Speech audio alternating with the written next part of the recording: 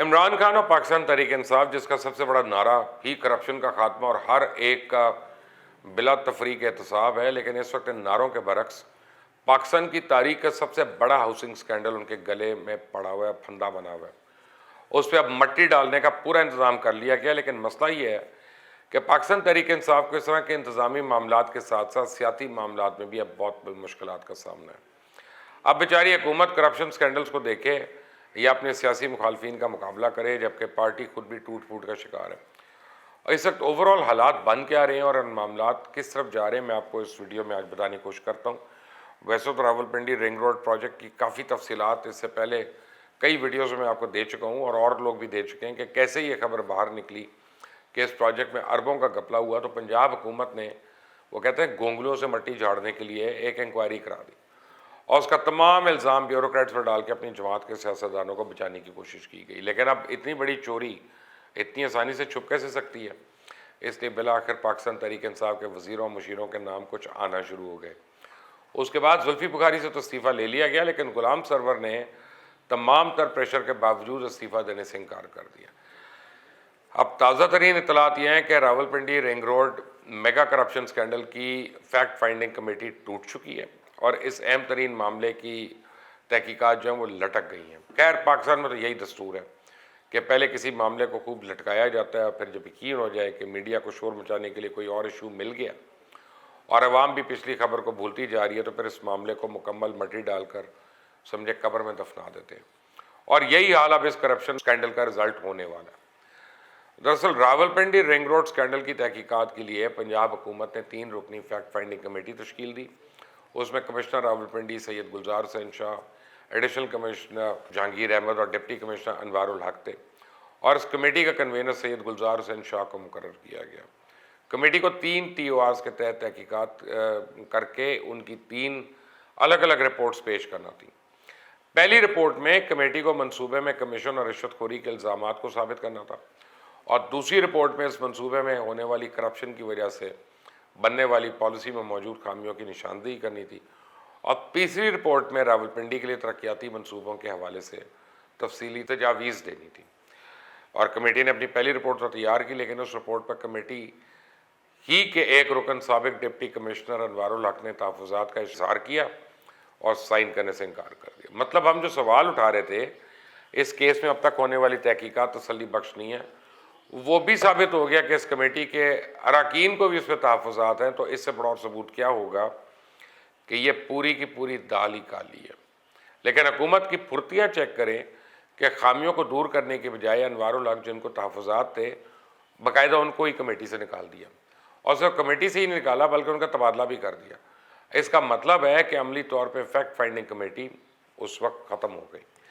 हालांकि इस कमेटी को ईद के फ़ौरन बाद अपनी बाकी की 2 रिपोर्ट्स भी हुकूमत के आगे पेश करनी थी, लेकिन जब कमेटी ही नहीं रही और न ही कमेटी के दोबारा क़याम के लिए पंजाब हुकूमत ने कोई नोटिफिकेशन जारी किया, तो इससे आप हुकूमत की सीरियसनेस का अंदाज़ा लगा लें कि वो इस प्रोजेक्ट में होने वाली करप्शन मंजर आम पे लाने या चोरों को पकड़ने और इनका एहतसाब करने में कितनी संजीदा है।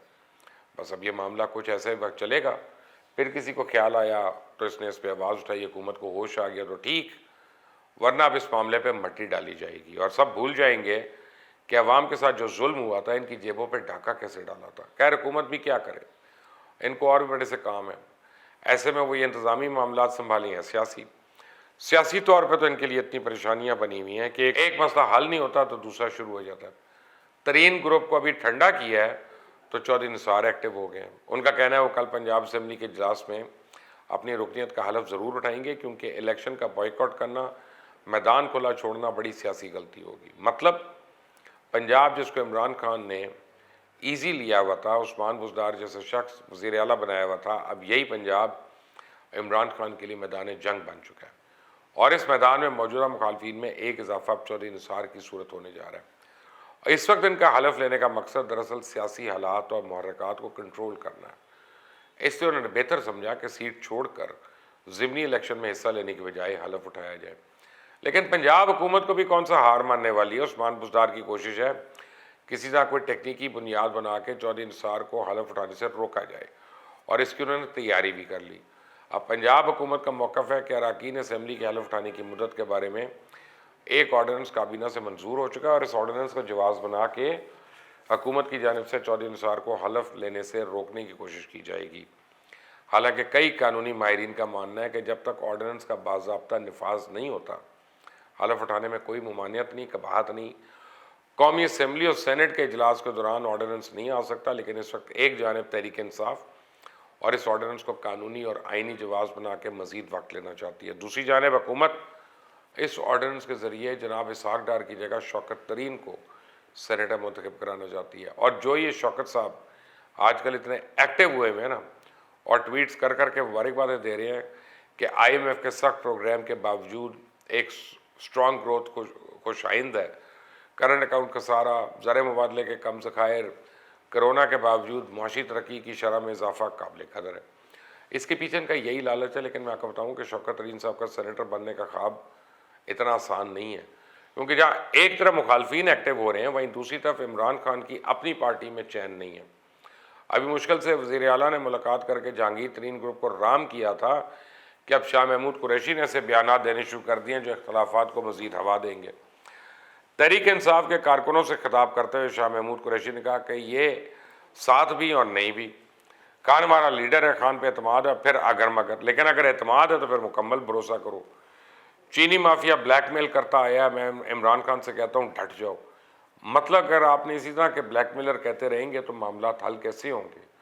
और जब अपनी पार्टी में मामला ठीक ना हो तो आपने बैरूनी मुखालफिन का क्या मुकाबला करना? और जब एक सियासी जमात सियासत के मैदान में ही परफॉर्म नहीं कर पा रही तो बड़े बड़े माफियाज की करप्शन पे हाथ कैसे डाल सकती है?